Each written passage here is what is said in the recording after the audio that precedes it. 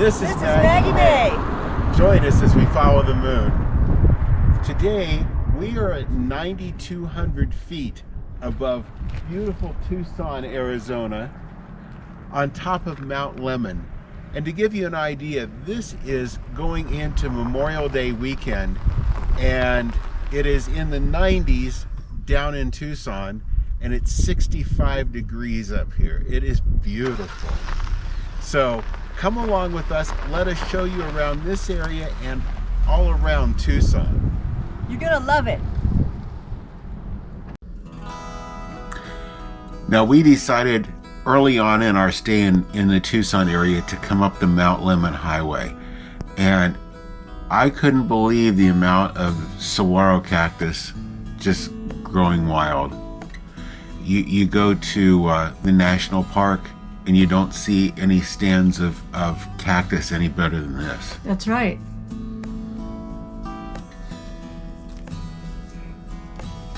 The further up you go, the fewer cactus you see. The vegetation changes drastically. And this was one of the vistas along the way, the Hoodoo Vista point. The rock formations are so cool.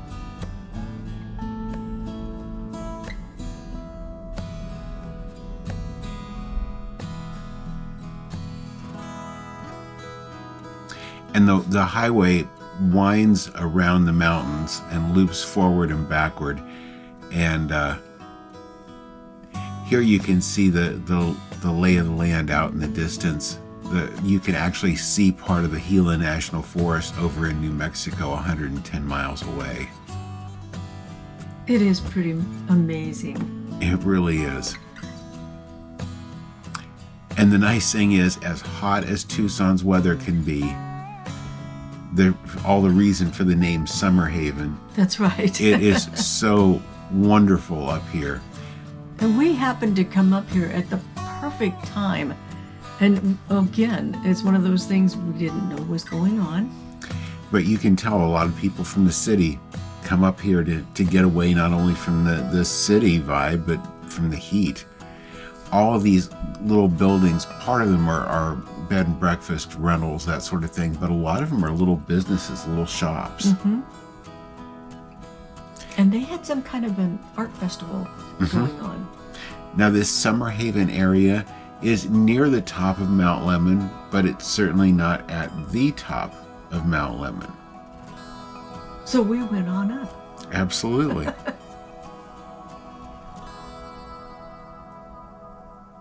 But yeah, you can see this area is growing. A lot of new construction. And just where you go into Summerhaven, you'll see this for Ski Valley. And ironically, Ski Valley is up on top of the mountain. It's not in the valley, but that's right. That's where you ski, is in the valley going down from it. The views are absolutely tremendous.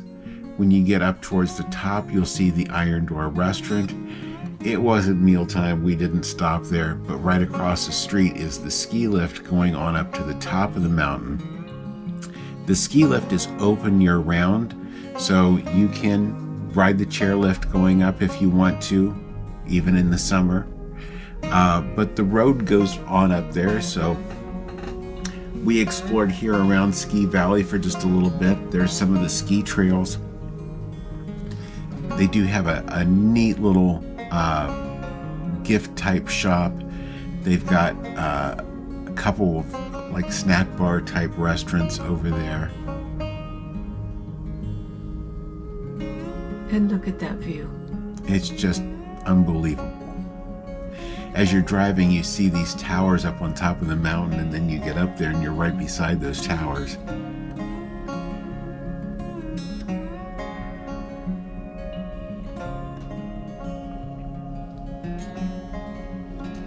That crevice in there sometimes has water come down it. Mm-hmm. There you can see Thimble Peak out there in the distance that was just on the sign that we showed you, with the canyons there beside it.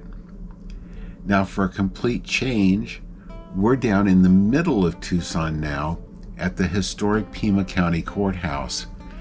This was actually the third courthouse that was built, and they were all three built on this same site. And each time it got bigger. Mm-hmm. Now, this is their January 8th memorial. This is in honor of Gabby. And the courthouse has been kept very nice. It is no longer a courthouse. It's actually the visitor center. So if you look up the Tucson Visitor Center, this is where it brings you. They've got some great historical artifacts on display. Free parking and free to come into. Mm-hmm.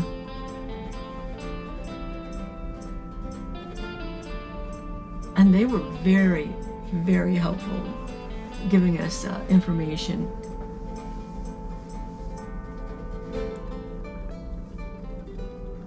Now, part of the history that takes place, they'll show you here what the different buildings around the town look like at different points.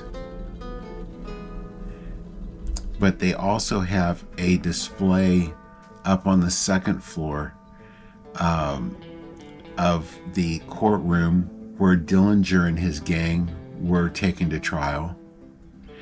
There they are, actually going through the jury box. This was the courtroom.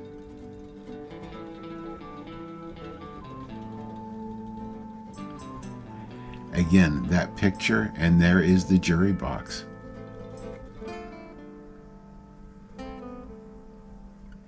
And there's another wall just outside of the courtroom of letters from Wyatt Earp. Beautiful building, the mosaic top on it. You can't miss it. It's absolutely amazing. About a block or two away from that is this El Presidio neighborhood. This is one of those up and coming neighborhoods.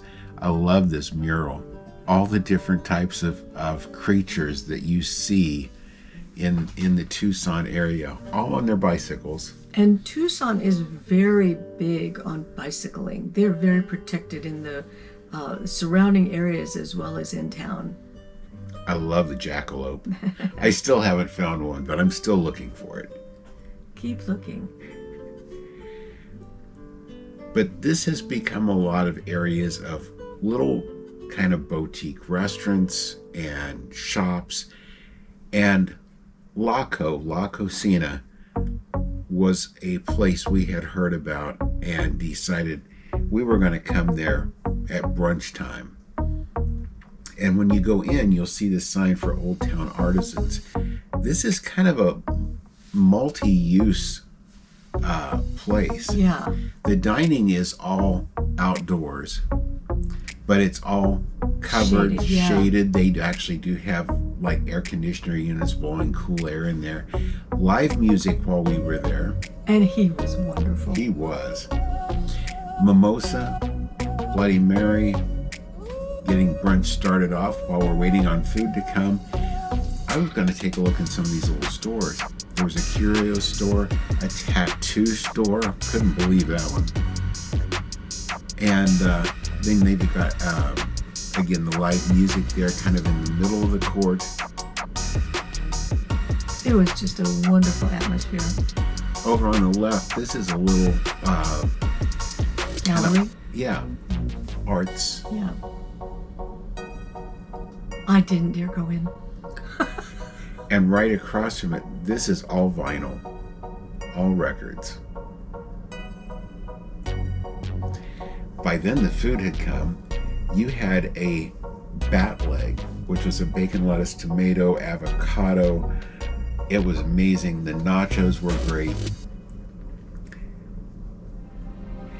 Now, back when we were in that courthouse, they had this picture of the mission San Xavier. And this is what it looks like today. It's been beautifully preserved. This is probably 10 minutes outside of the downtown. Mm-hmm. And everything with Tucson was close. I don't think we had more than a 20-minute, maybe a 30-minute drive to anything. This is inside of the mission. They do have mass there still every Sunday morning. It was so beautiful. Yeah, their garden there was amazing.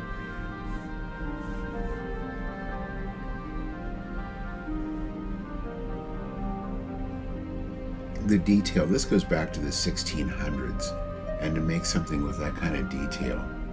Yeah.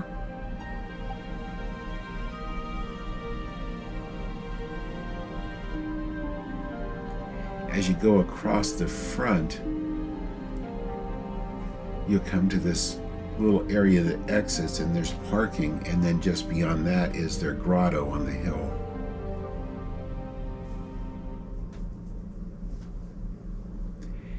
Now this is one I've been looking forward to for a long time, the Pima Air and Space Museum. And, well, I'll tell you what, if you have any interest in flight, this is the place to come. Right out in front is one of the Thiokol solid rocket boosters that helped to lift the space shuttle, and eventually did kind of become the Achilles heel of the space shuttle. This is the map that they give you. There's indoor and outdoor exhibits, and the first thing you see when you walk in is the Wright Flyer room. This was a Pratt & Whitney 28-cylinder aircraft engine, and this was the little Bumblebee. This is so cute. Started off with the smallest first. They do have suspended aircraft as well as aircraft on the ground. They have helicopters, and they have some very important planes. That's an F-4 Phantom, and sitting right beside one of the Blue Angels F-11 Tigers. That's an SR-71 Blackbird. When you leave one hangar, you'll have more planes on display outdoors as you go into the next hangar. That's a B-24 Liberator. And this was one of the few planes that you could actually go inside.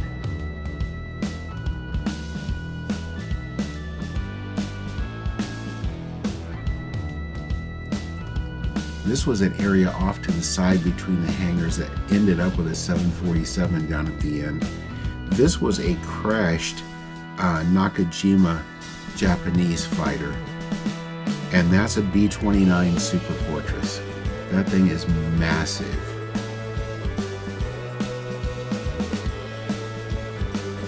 Now, as you step outside, that's a very rare 747N that was used by NASA, and a TWA passenger plane from back in the day. There's a presidential VIP jet, as well as an Air Force One that was used by the Kennedy and Johnson administrations, and a Freedom One VIP transport plane. Now, you want unusual? That's the Super Guppy. It was a transport plane, and the one you're seeing there that looks kind of plain, that's actually the one they call the Vomit Comet, that takes you up and makes you weightless for the astronauts in training. That one's very unusual. It pushes. The propellers face the rear. B-52. I love the helicopters.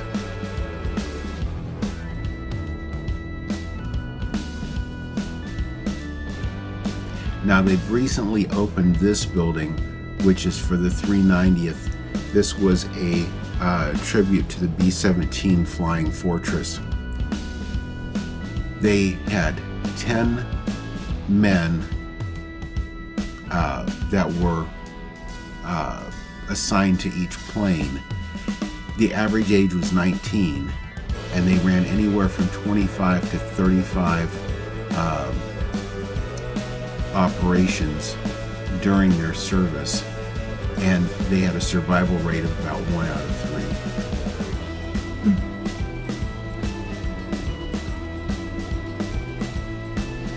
Definitely something worthwhile to come and take a look at. It is absolutely massive.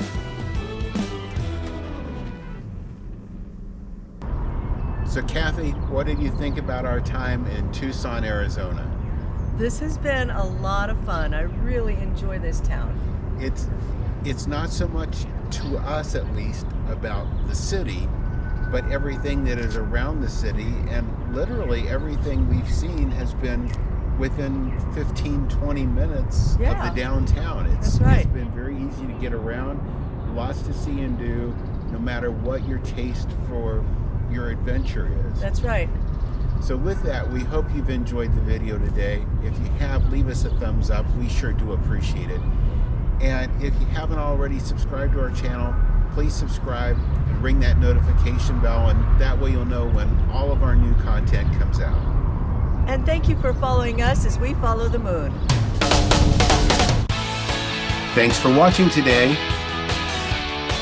If you haven't already, please subscribe to our channel. And be sure to ring the notification bell so you'll know when new videos come out. Don't forget to follow us on social media too.